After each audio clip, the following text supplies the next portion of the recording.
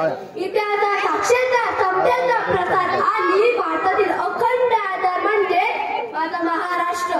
कष्ट करणाऱ्या शेतकऱ्याचे, दीनदलित झुंबऱ्याचे, 109 हुतात्मे बलिदानाचा तिच्या तत्कालही फोडणाऱ्या माझ्या जिगरबाज मावळ्याचा महाराष्ट्र.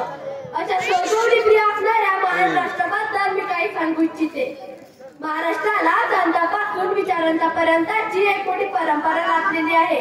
अवघ्या विश्वाची सुखाची प्रार्थना पसायताना दूर संत ज्ञानेश्वर, भारताच्या माध्यमातून अंधश्रद्धेवर घनाघाती हल्ला चढवणारे संत एकनाथ, गांधले गांधले हित जपणारे संत तुकाराम, सगळ्यात देव नाही माणसात देव शोधणारे संत गाडगे बाबा.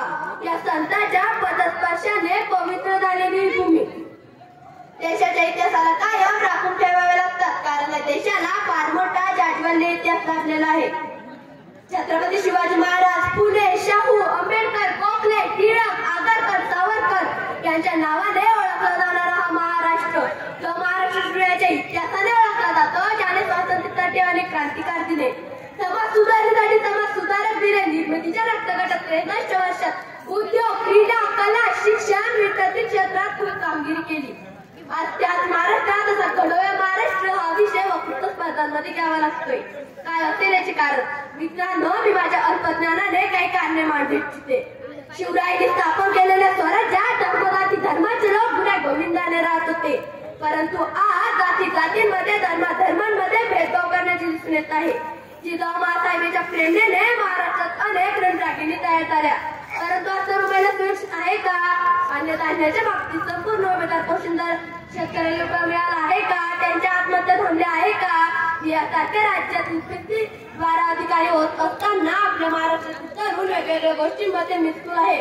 त्यांना त्यांच्या भविष्याची काळजी आहे का? हाच प्रश्न अनौत्तरित राहिल्याने अनेकांनी हा विषय निवडला असेल असं मला वाटतं.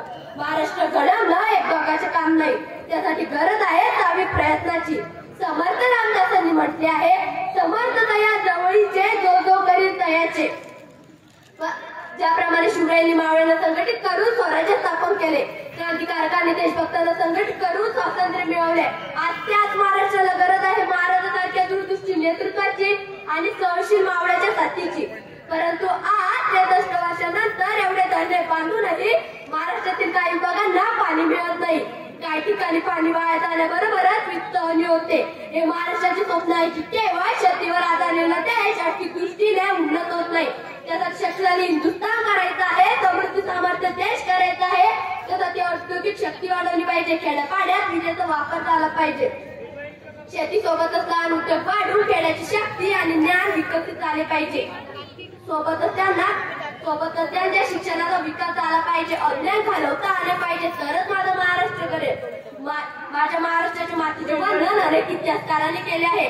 महाराष्ट्राच्या मातीचे वर्णन करताना गोविंद आगर यांनी म्हटले आहे, मंगल देशा, पवित्र देशा, महाराष्ट्र देशा, प्रणाम माझा घ्यावा श्री महाराष्ट्र देशा, प्रणाम माझा घ्यावा श्री महाराष्ट्र देश, राकट देशा, कणकर देशा, दगडाच्या देशा, कोमल देशा असे वर्णन माझ्या महाराष्ट्राचे केले आहे.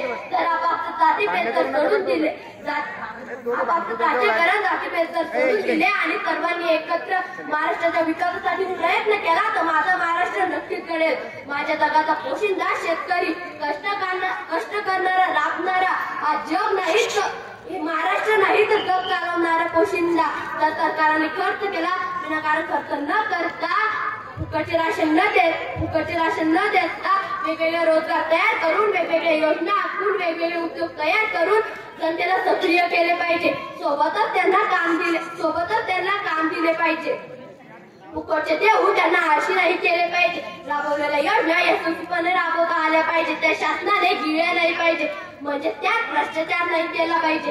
हे जर केले तर माझं महाराष्ट्र नक्कीच घडेल. एकच धर्म पाळला पाहिजे, तो म्हणजे मानवता धर्म. हे जर केले तर माझ्या महाराष्ट्राचे नाव कानाकोपऱ्यात चढवेल आणि प्रत्येकाने मनामध्ये हेच ठरवले पाहिजे.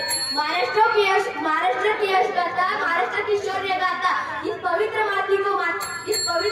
मिट्टी को माथे लगाए, धरती माँ के चरणों में शीश झुकाए. पुढे क्रमांक 50.